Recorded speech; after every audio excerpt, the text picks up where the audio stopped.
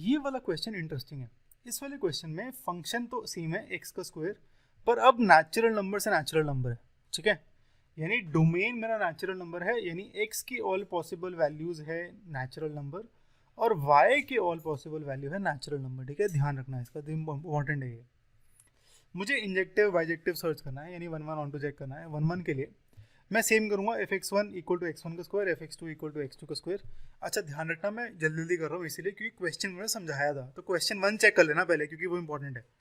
अगर इन दोनों को इक्वल ग्रुप करूंगा तो फिर मेरा दो केस आएंगे, एक कि दोनों इक्वल हैं और एक आएगा कि नेगेटिव है, ठीक है।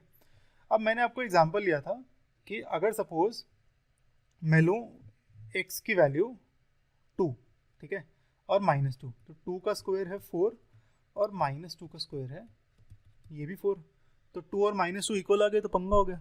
लेकिन मेरी x की वैल्यू यहाँ पे नेगेटिव नहीं हो सकती, not equal to negative. Negative इसलिए नहीं हो सकती क्योंकि x नेचुरल नंबर है, x belongs to natural number, तो यानी ये वाला केस आएगा ही नहीं। तो मेरा एक ही केस आएगा x1 equal to x2, x cannot be negative क्योंकि नेचुरल नंबर है, तो एक ही ऑप्शन आया x1 इक्वल टू x2। अब क्योंकि f x1 equal to f x2 में मेरा x1 इक्वल टू x2 आया, तो मतलब ये मेरा 1 1 है, ठीक है। चलो कहानी खत्म, ऑन टू चेक करते हैं।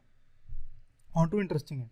ऑन टू के लिए क्या करते हैं हम, मेरा फंक्शन था नेचुरल नंबर से नेचुरल नंबर, तो एफ एक्स को पहले मैं वाई पुट करता हूँ और एक्स को लिखता हूँ वाई के टर्म्स में, ठीक है। पहले तो काम ये करते हैं।